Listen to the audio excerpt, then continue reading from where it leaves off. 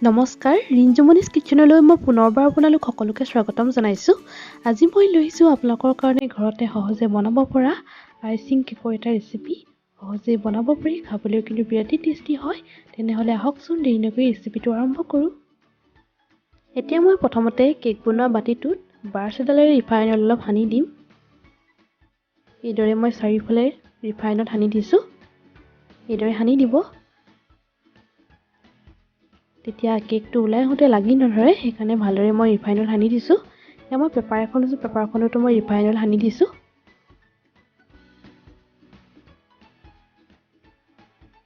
সেইটো মোৰ ৰেডি হৈ গ'ল। এতিয়া মই কেকটো বনাবৰ কাৰণে 3টা ডিম লৈছোঁ। ডিমকেইটা কিন্তু নৰ্মেল টেম্পাৰেচাৰতে আছে। যদি ফ্ৰিজত ৰাখে তেতিয়া ডিমকেইটা এঘণ্টামানৰ আগতে উলিয়াই থ'ব। এতিয়া মই ডিমকেইটা ভালদৰে ভাঙি ল'ম।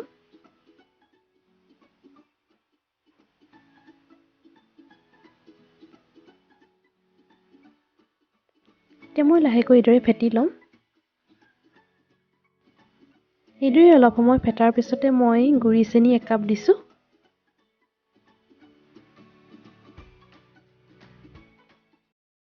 এতিয়া মই চেনিখিনি ভালদৰে মিক্স কৰি ল'ম। এইদৰে ভালদৰে ফেটি ল'ব।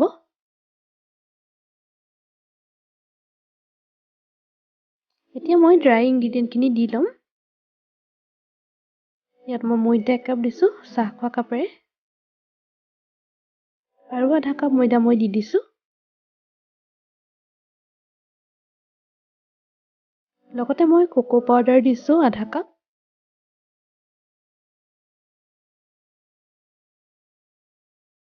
বেকিং পাউডাৰ 1 চামুচ দিছোঁ। লগতে মই নিমখ এচিকুটমান দিছোঁ। আৰু মই বেকিং সোডা আধা চামুচ দিছোঁ। এতিয়া মই ভালদৰে চালি ল'ম। এইদৰে ভালদৰে চালি ল'ব।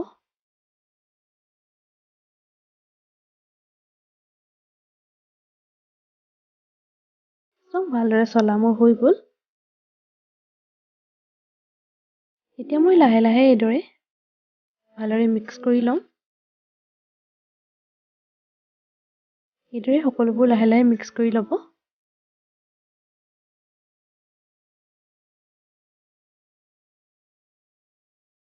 এইদৰে ভালদৰে ফেটি ল'ব।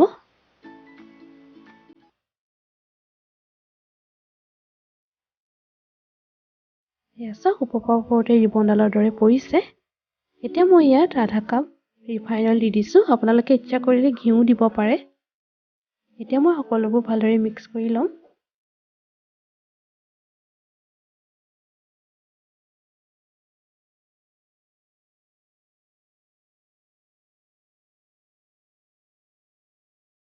কেকৰ বেটাৰখিনি সদায় ওপৰৰ ওপৰতে ৰিবনডালৰ দৰে পৰিব লাগে, তেতিয়া কেকটো খাবলৈ কোমল হয় আৰু ভাল হয়। এতিয়া মই কেকৰ বাতিটো লৈ লৈছোঁ। এতিয়া মই কেকৰ বেটাৰখিনি লাহে লাহে ভালদৰে ঢালি দিম। এইদৰে ভালদৰে লাহে লাহে ঢালি দিব।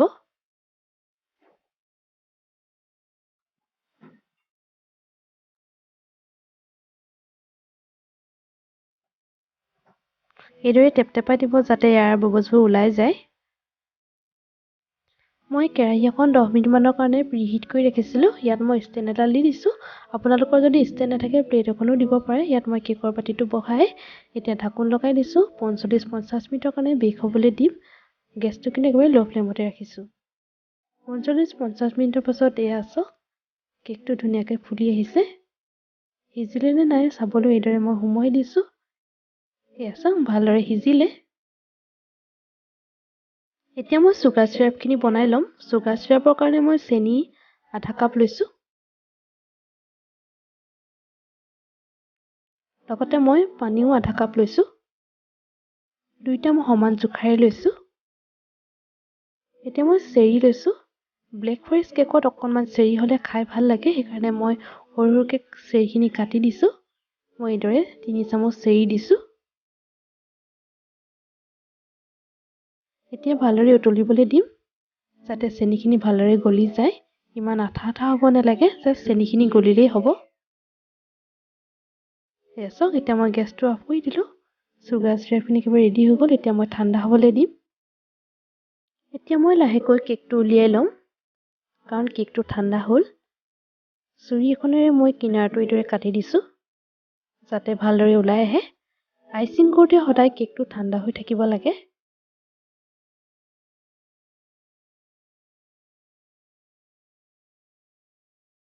এতিয়া মই ভালদৰে এইদৰে উলিয়াই লম কেকটো।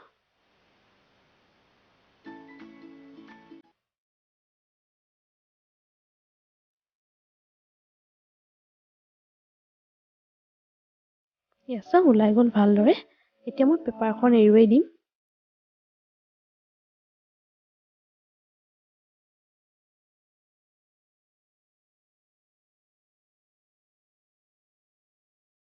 এতিয়া মই কেকটো কাটি ল'ম।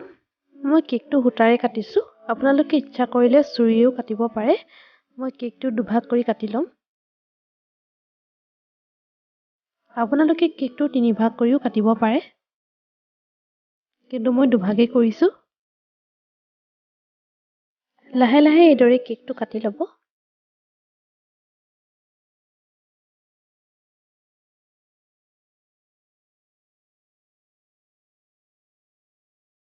চাওক মই লাহেকৈ কাটি লৈছোঁ।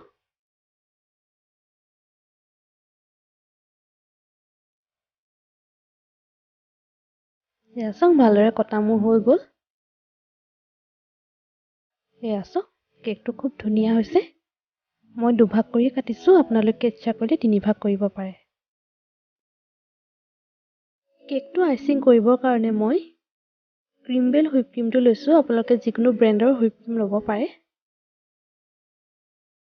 এইদৰে অলপ সময় মই লৰাই দিছোঁ। ক্ৰীমখিনি সদায় ঠাণ্ডা হৈ থাকিব লাগে আৰু অলপ পনীয়া হৈ থাকিব লাগে। এতিয়া মই মেজাৰিং কাপ এটাত 1 কাপ হুইপ ক্ৰীম ল'ম।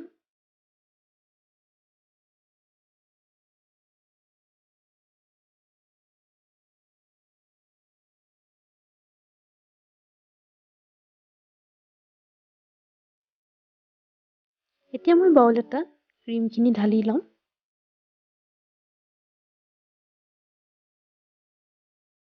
এতিয়া মই ক্ৰীমখিনি ইলেক্ট্ৰিক হেণ্ড ব্লেণ্ডাৰ দি হুইপ কৰি ল'ম। মই মিডিয়াম স্পীডত 2 মিনিটমানৰ কাৰণে হুইপ কৰি ল'ম।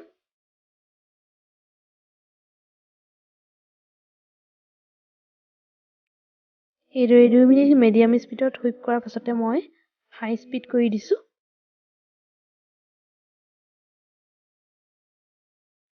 চাওক ক্ৰীমখিনি ডাঠ হৈ আহিছে। ক্ৰীমখিনি হুইপ কৰিবলৈ 4 বা 5 মিনিট সময় লাগে। ক্ৰীমখিনি হৈছে নে নাই চাবলৈ হ'লে এইদৰে কৰি চাব। চাওক জুংটো লৰচৰ কৰি আছে, মানে আৰু অলপ সময় হুইপ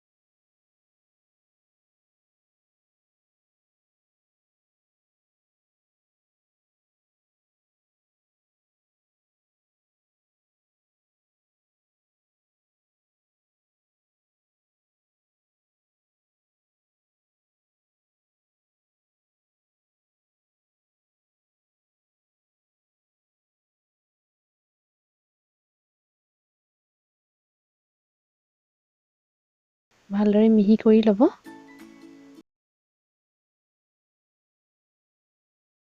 চাৰিওফালে ভালদৰে সানি ল'লোঁ। এয়া চাওক, এইদৰে ভালদৰে সানি ল'ব।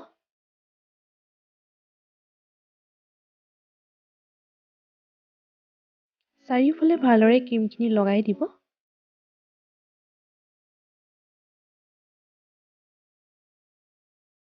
এইদৰে ভালদৰে ক্ৰীমখিনি লগোৱাৰ পাছতে মই 10 মিনিটমানৰ কাৰণে ফ্ৰিজত ৰাখি থ'ম। ব্লেক ফৰেষ্ট কেক বনাবৰ কাৰণে সদায় ডাৰ্ক চকলেট লাগে। মই আমুলৰ ডাৰ্ক চকলেট লৈছোঁ। আপোনালোকে যিকোনো ব্ৰেণ্ডৰ ডাৰ্ক চকলেট ল'ব পাৰে। এতিয়া মই চকলেটখিনি কাটি ল'ম সৰু সৰুকৈ। এয়া চাওক, মই কাটি ল'লোঁ চকলেটখিনি। এতিয়া মই গিলাচ এটা লৈ লৈছোঁ। মই এই ধৰণৰ নজলছ এটা লৈছোঁ। আপোনালোকে ষ্টাৰ নজলছো ল'ব পাৰে। এতিয়া মই পাইপিং বেগটোত ক্ৰীমখিনি ভৰাই দিম।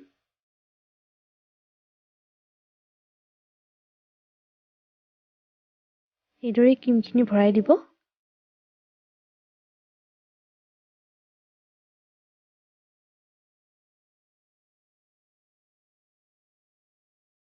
এইদৰে ভালদৰে ভৰাই ল'ব। এতিয়া মই ফুল বনাই যাম।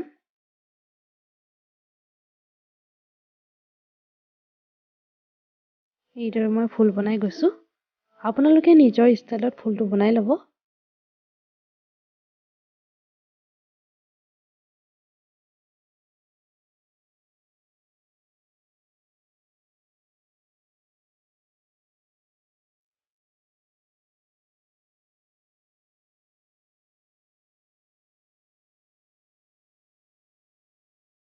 এয়া চাওক, ফুল বনোৱা মোৰ হৈ গ'ল। এতিয়া মই ইয়াৰ ওপৰত চকলেট দি দিছোঁ। ইয়াৰ ওপৰত অকণমান সৰহকৈ চকলেট দি ল'ব। এতিয়া মই কিনাৰে কিনাৰেও চকলেট লগাই দিছোঁ। এইদৰে কিনাৰত চকলেট লগাই দিব। এতিয়া মই কেকটোৰ কিনাৰত এইদৰে বনাই দিছোঁ। এইদৰে বনাই দিব। এতিয়া মই ইয়াৰ ওপৰে ওপৰে চেৰি এটা দি দিম। দেখিছেনে, ঘৰতে ব্লেক ফৰেষ্ট কেক ৰেডি হৈ গ'ল। এইদৰে বনোৱাৰ পাছতে ফ্ৰিজত 15 মিনিটমানৰ কাৰণে ৰাখি থ'ব। তাৰপাছত কিন্তু কেকটো খাব পৰা হৈ যাব। আৰু ঘৰতে বনোৱা আইচিং কেক খাবলৈ বিৰাটেই টেষ্টি হয়। আপোনালোকে এবাৰ ট্ৰাই কৰি চাবচোন এইদৰে। আজি মোৰ ৰেচিপিটো চাই কেনেকুৱা পালে বাৰু? ভাল পালেনে? যদি ভাল পালে লাইক কৰিব, কমেণ্ট কৰিব, শ্বেয়াৰ কৰিব। আৰু যিসকলে মোৰ চেনেলটো নতুনকৈ চাই আছে, প্লিজ মোক ছাবস্ক্ৰাইব কৰি দিব আৰু কাষতে থকা বেল আইকনটো টিপি অল কৰি দিব। তেতিয়া মোৰ আহিবলগীয়া নতুন নতুন ৰেচিপিবোৰ পাই থাকিব। মোৰ ৰেচিপিটো শেষলৈকে চোৱাৰ বাবে বহুত বহুত ধন্যবাদ। তেনেহ'লে আজিলৈ আহিছোঁ। ধন্যবাদ।